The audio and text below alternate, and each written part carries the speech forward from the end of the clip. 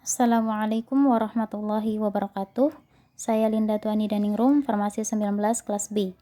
Di sini saya akan menjelaskan terkait dengan Hymenolapis nana. Hymenolapis nana merupakan salah satu spesies yang termasuk dalam kelas Cestoda yang hidup di dalam usus manusia dan dapat menyebabkan suatu penyakit yaitu Hymenolapiasis. Di sini ada beberapa hal terkait dengan Hymenolapis nana yang akan saya sampaikan. Di antaranya adalah yang pertama inang, morfologi, siklus hidup, patogenesis, gejala klinis, diagnosa, dan juga terapi. Inang. Inang merupakan organisme yang menampung suatu organisme lain seperti parasit yang menyediakan tempat berlindung dan makanan dari parasit itu sendiri. Inang dari Hymenolapis nana ada dua, yaitu inang definitif dan inang intermediate, di mana inang definitifnya adalah manusia atau tikus, sedangkan inang intermediate-nya adalah serangga. Yang kedua, morfologi. Morfologi dari cacing dewasa.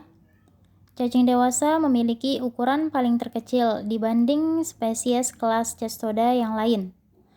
Panjang cacing ini adalah 25-40 mm dan lebarnya kurang lebih 1 mm.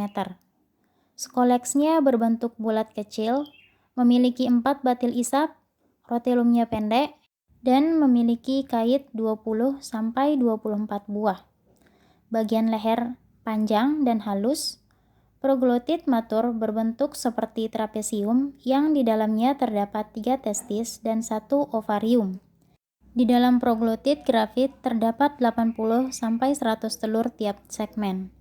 Selanjutnya, morfologi dari telur cacing. Telur cacing memiliki bentuk oval atau globuler, memiliki ukuran sekitar 30-50 mikrometer, memiliki dinding dua lapis, yaitu lapisan luar dan lapisan dalam. Lapisan luar lebih tipis daripada lapisan dalam.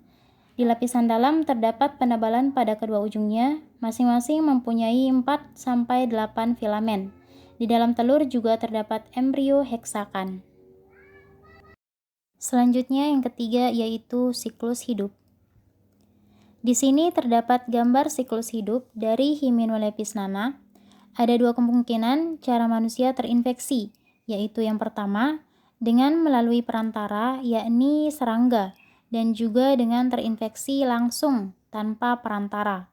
Kemungkinan yang pertama yaitu dengan melalui perantara serangga. Dapat dilihat di sini pada gambar, telur parasit yang berembrio keluar bersama tinja. Kemudian telur tersebut tertelan oleh serangga dan berkembang menjadi sistiserkoid di dalam serangga tersebut. Setelah telur teringesti oleh serangga, manusia atau tikus terinfeksi ketika serangga tersebut yang ada sistiserkoidnya tertelan oleh manusia ataupun tikus itu sendiri. Kemudian sistiserkoid tersebut akan masuk ke lumen dan melekatkan diri pada mukosa dan kemudian berkembang menjadi cacing dewasa dalam waktu 10-12 hari. Cacing dewasa tersebut berada pada bagian ileum dari usus halus. Telur kemudian akan keluar bersama tinja ketika keluar dari proglotit grafitnya yang hancur di dalam usus halus. Kemudian kemungkinan yang kedua, yaitu manusia terinfeksi langsung tanpa perantara. Yang pertama di sini, telur parasit yang berembrio keluar bersama tinja. Kemudian manusia atau tikus akan terinfeksi ketika memakan makanan yang sudah terkontaminasi oleh telur cacing, ataupun karena tidak mencuci tangan yang sudah tercemar oleh telur cacing dan kemudian langsung makan. Telur kemudian akan masuk dan menembus fili usus dan berkembang menjadi sistiserkoid. Sistiserkoid kemudian masuk ke lumen dan melekatkan diri pada mukosa dan berkembang menjadi cacing dewasa. Cacing dewasa berada pada bagian ileum dari usus dan kemudian melepaskan proglotit grafitnya. Dan telur pun keluar dari proglotit tersebut dan telur dikeluarkan bersama tinja. Kemudian yang keempat adalah patogenesis. Patogenesis yang disebabkan oleh cacing ini adalah taksonema. di mana taksonema merupakan istilah ketika ada racun yang tidak diketahui yang menyebabkan masalah kesehatan. Taksonema ini disebabkan oleh penyerapan sisa metabolit parasit tersebut masuk ke dalam sistem peredaran darah, sehingga sisa metabolit parasit itu yang akan menjadi racun dan menyebabkan masalah kesehatan bagi manusia. Kemudian selanjutnya yang kelima yaitu gejala klinis. Gejala yang disebabkan oleh cacing pita ini diantaranya adalah nyeri abdomen, diare, eosinofilia. Eosinofilia disebabkan karena eosinofil yang merupakan sejenis sel darah putih yang melawan penyakit atau infeksi dari suatu organisme seperti parasit, sehingga bisa menyebabkan kadar eosinofil tinggi dalam darah, atau juga disebut dengan eosinofilia darah. Kemungkinan gejala yang lain adalah penurunan berat badan. Penurunan berat badan ini disebabkan karena cacing tersebut menghambat kerja dari ileum yang ada di usus halus, yang dimana fungsi dari ileum itu sendiri adalah untuk menyerap nutrisi. Jadi, karena ileum tidak bisa menyerap nutrisi, sehingga bisa menyebabkan manusia kekurangan nutrisi dan menyebabkan penurunan berat badan. Kemudian selanjutnya adalah diagnosa.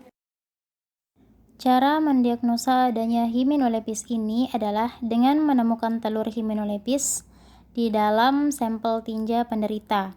Sebaiknya ketika identifikasi dilakukan pada tinja segar atau yang diawetkan dengan formalin karena telur akan terlihat lebih jelas. Cacing dewasa dan proglotit biasanya jarang ditemukan di dalam tinja.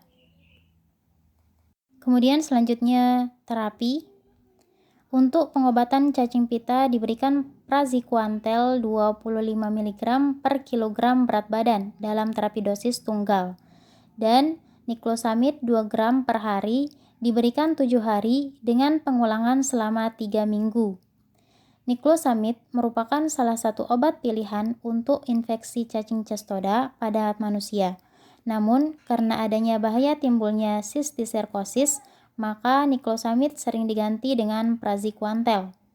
Praziquantel adalah obat cacing yang berspektrum luas terhadap trematoda dan cestoda, baik untuk manusia maupun hewan. Dalam konsentrasi efektif rendah, praziquantel akan meningkatkan aktivitas muskulus yang diikuti dengan kontraksi dan paralisis spastik, sehingga menyebabkan lepasnya cacing dari hospes atau inang itu sendiri. Selanjutnya untuk pencegahannya bisa dengan mencuci tangan pakai sabun dan dengan air mengalir, mencuci sayur atau buah-buahan sebelum dimakan, dan juga mengajarkan pada anak-anak untuk tidak bermain di tanah. Sekian penjelasan dari saya tentang cacing pita Hymenolepis nana. Terima kasih dan mohon maaf bila ada kesalahan dalam penyampaian. Assalamualaikum warahmatullahi wabarakatuh.